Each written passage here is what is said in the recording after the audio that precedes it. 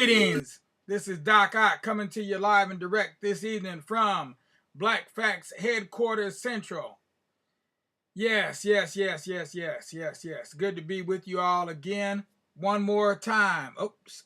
I see I'm not with everybody. Now I'm with you. Okay. Let me do my greeting one more time. Once again. All right, now. Greetings this evening. This is Doc Ock coming to you live and direct from Black Facts Central. And we've had a very busy weekend. And we'll be doing some special activities based on some things that we did this weekend. So look for it on in our group, Surviving COVID-19 While Black. And also we'll have it in Health is the Wealth. So look for a special there. We're going to be doing a little special there on how to maintain your health in these turbulent times.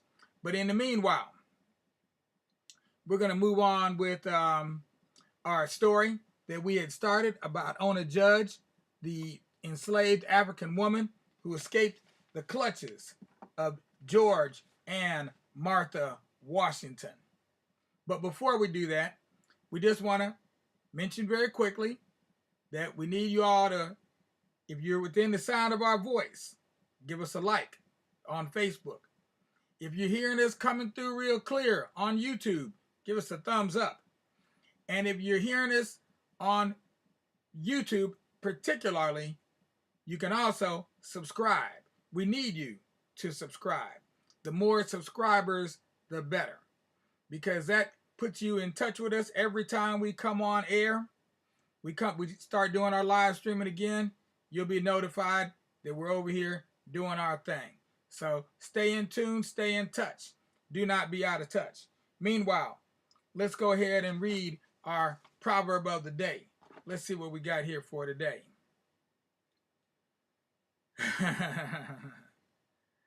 Okay. Yeah, this one is a good one for right now, because a lot of us are having problems with this. And so it goes like this.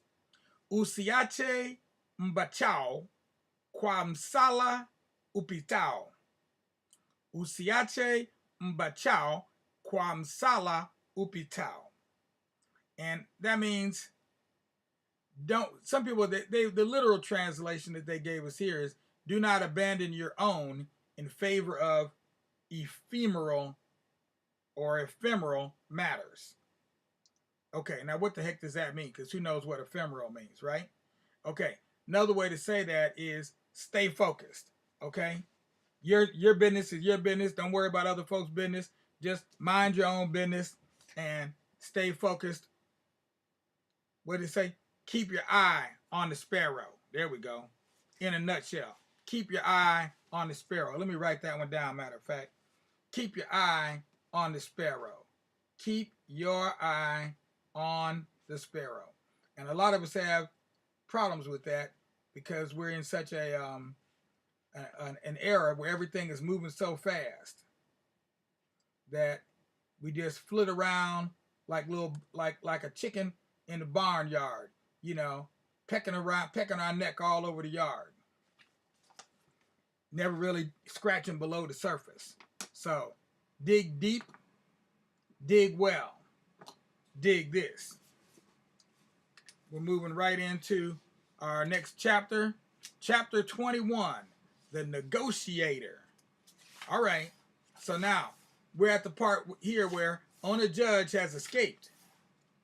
The Washingtons have found out where she went, and they have now sent somebody to go and retrieve her and bring her back to them, because they are just absolutely positively shown that she didn't escape on her own, that some French man came along and convinced her to escape with him, then abandoned her, and that she's actually in trouble, and they need to go and find her and bring her back home so they can take care of her. Like they're gonna comb her hair and pick up her load and do her work for her. Yeah, right. Who needs taken care of here? So this chapter is called The Negotiator, and she's now in she has left the Philadelphia, and she has gone all the way to the state of New Hampshire, the state whose motto is still live free or die. Very appropriate motto, especially for this story. Live free or die. She in that state of mind, as well as that's where her behind is, in that state of mind. There you go. Joseph Whipple was a little younger than the president and had lived his entire life in New Hampshire. His family was prominent. Joseph's brother, General William Whipple Jr., had been a soldier in the Revolutionary War, an associate justice of the New Hampshire Superior Court, and a signer of the Declaration of Independence. Oh yeah, he's just a prominent family. The Whipples had also owned slaves for much of the 18th century.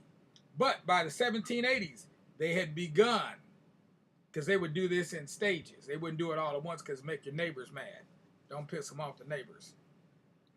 They'd begun to free their slaves, starting with those enslaved men who'd fought in the Revolutionary War.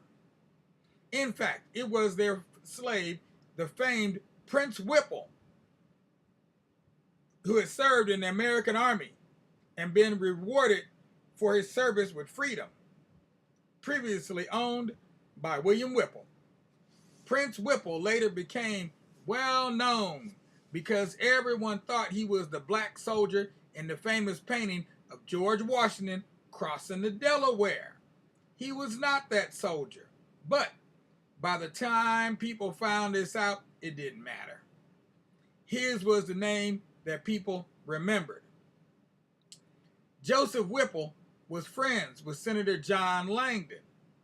It was John's recommendation to George Washington that had led to Joseph's appointment as Portsmouth's customs collector. Joseph Whipple was another example of changing mindsets of people in the late 1700s, with his family freeing their slaves and with him rethinking his own Federalist feelings. He was disturbed when he received a request for help from the president. George's apparent bitterness about Ona's behavior was obvious. Quote, "The ingratitude of the girl, who was brought up and treated more like a child than a servant, and Mrs. Washington's desire to recover her, ought not to escape with impunity if it can be avoided." Yeah. Ought not to escape with impunity was a fancy way of saying that Ona's escape was such an insult to the Washingtons that it was important she be punished for even having the thought of being free. Just for thinking she could be free. Then again, this was a request from the president. When Oliver Wolcott told Joseph Whipple in Portsmouth of the president's request, Joseph agreed to investigate Ona. Joseph spent the next several weeks searching for Ona. He probably started by going to the docks, asking ship captains and merchant friends if they'd seen a young black woman with freckles and bushy hair and maybe little tails sticking out the back. Yeah, because that keeps sounding to me like they're looking for their lost dog, when that's not the case.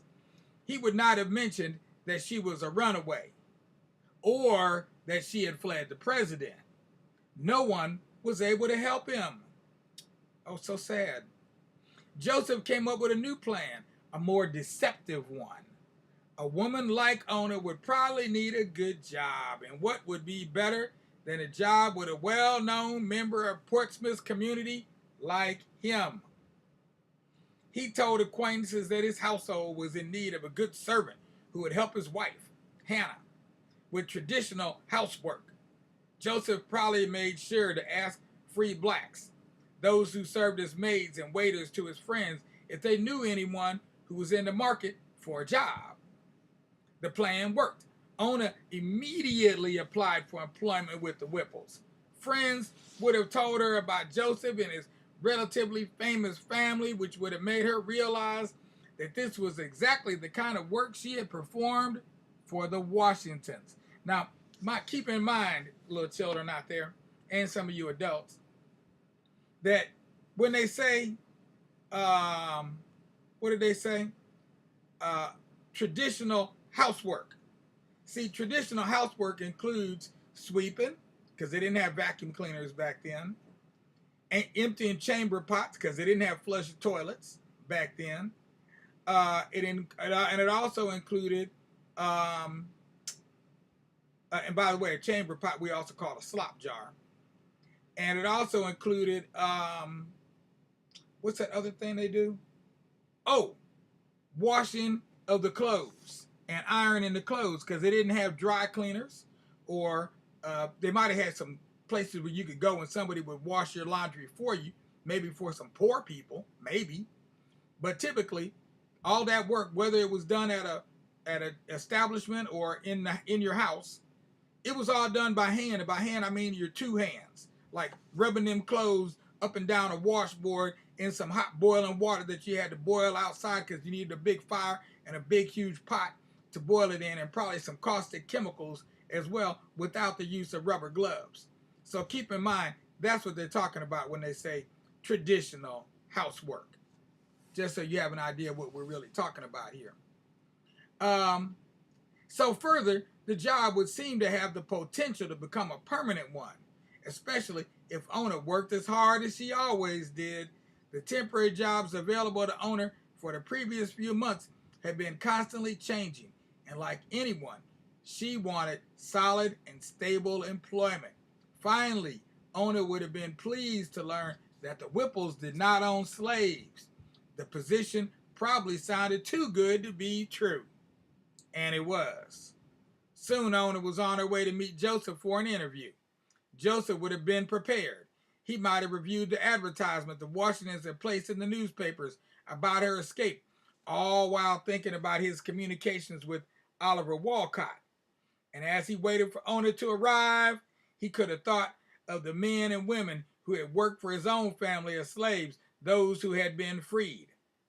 Owner would have entered his office both reserved and alert, sizing up Joseph as he started to ask her questions about sewing and cooking. She needed this job, but as his questions continued, owner started to feel uncomfortable. Something was off. Joseph was being too nice to her. In truth, Joseph was increasingly charmed by Ona. He recognized her intelligence, but more significantly, he saw what a proud woman she was. Still, he kept asking questions. Did she have a husband? Was there someone in her life? Did she perhaps have a relationship with a man from France? Ona would have been disturbed by this line of questioning. She also would have been alarmed. Joseph knew who she was. This was not a job interview. This was a white man, a slave catcher, apprehending his prey. That's right, said the spider to the fly. Welcome to my lair. She grew quiet and waited. The men with the strong arms and greedy eyes, those men from her nightmares, were going to enter and carry her back to slavery, back to misery. Joseph watched Ona as she tried to hide her despair. He realized that she knew he was acting, that he had lured her to this meeting under false pretenses. The ball was in his court. Should he abide by the suggestion of the president and force her down to the shipyard and push her onto the nearest boat, or should he listen to his own conscience and follow the law, which said she should have her day in court? Joseph told Ona the truth. George Washington did know where she was. He had asked him to capture her and put her on a ship. Ona must have stared at him, waiting for the inevitable chains or ropes or whatever restraints they used in New Hampshire.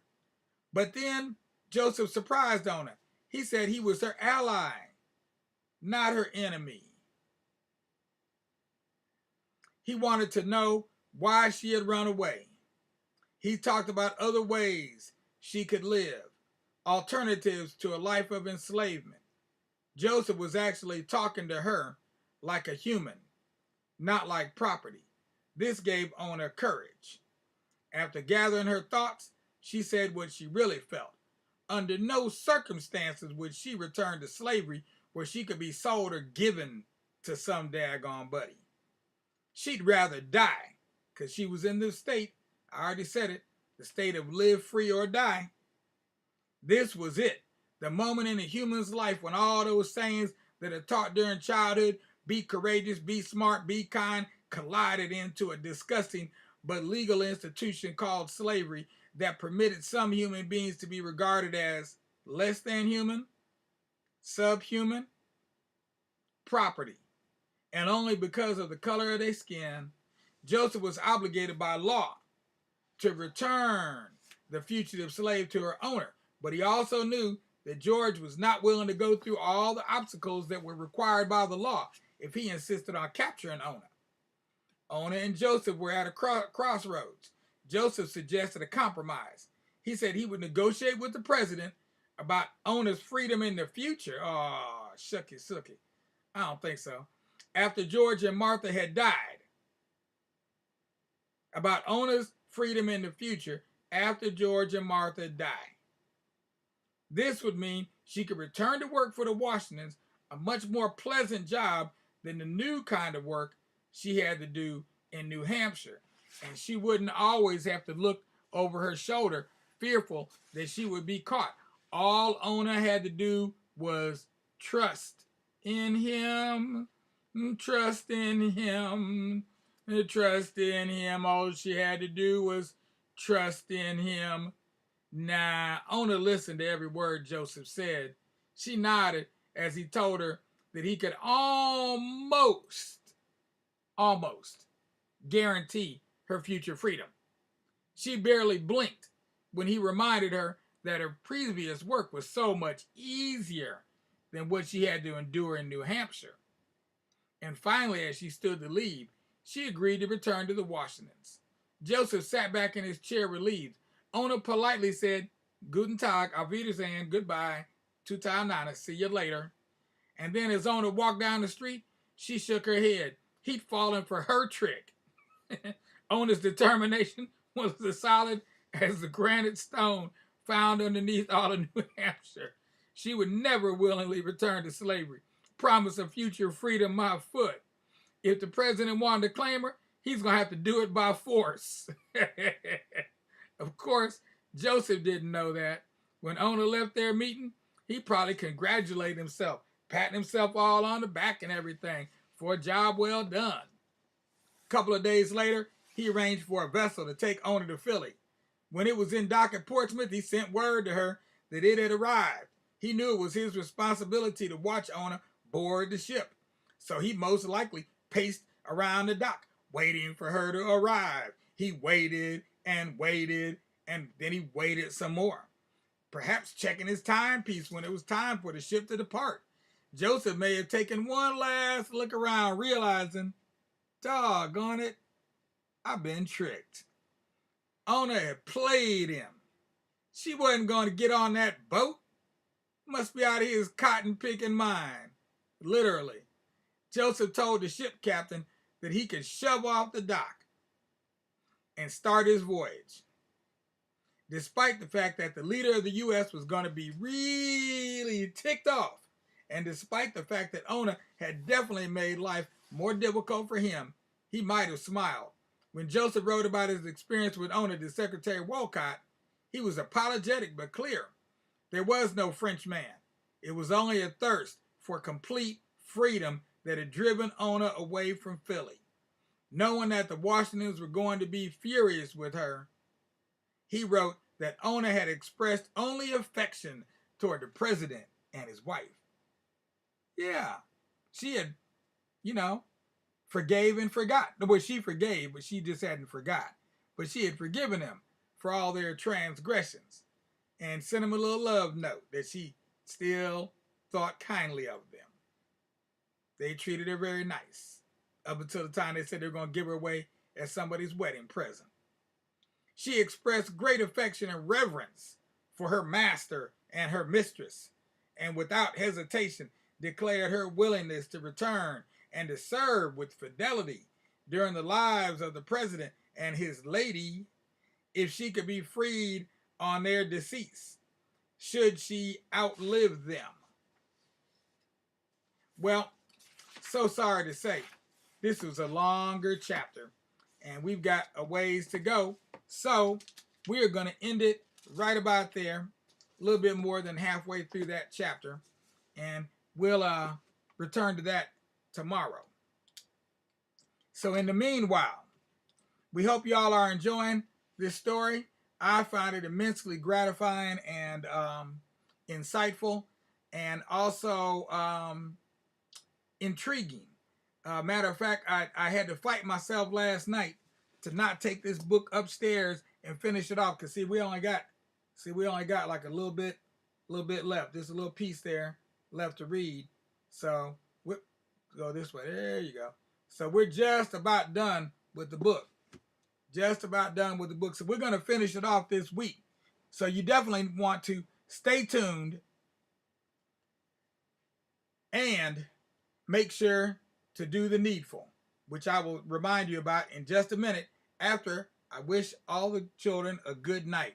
So right now, all you little children out there need to take your little heads and lay them on your little pillows, on your little beds, close those your eyes, and wait for that sun to rise. And when you see that big old ball coming up in the sky, that's when you know it's time to rise and shine, oh children of mine. And in the meanwhile, all you adults out there, it's time for you to go ahead and give us a like on Facebook, a thumbs up on the tube, and subscribe to the Tubular Black Facts channel right before you make a donation. $5 today would be good. This just for the month. $5 for a month. It's very cheap. $1 a week. A little bit more than $1 a week. And if you could do that on a recurring basis, that would make you a sustaining member. Then we'd really like to send you a gift. Yes, to give you a lift. Something more than just words in your ear and visions in your eye. Okay? But in the meanwhile, we're going to be black here tomorrow at noon. Look for us again. We'll be starting up a new week. I haven't decided which holiday we want to do for this last week of April. I'm debating on whether to be Kwanzaa or Christmas. Which one should we do? Kwanzaa or Christmas? Oh, it's so hard. I'll think about it and I'll let you know tomorrow at noon. Tune in then and we shall see. In the meanwhile, let me give a thumbs up to give a wave to Sister Esther. I see you out there. And I see Lindsay Armstrong. And I see Brother Elam. Salam alaikum, my brother. And I will, based on your other message, which I keep to myself for now, I will get in touch with you right after this little interlude here as we end our program for the night. Peace out, y'all.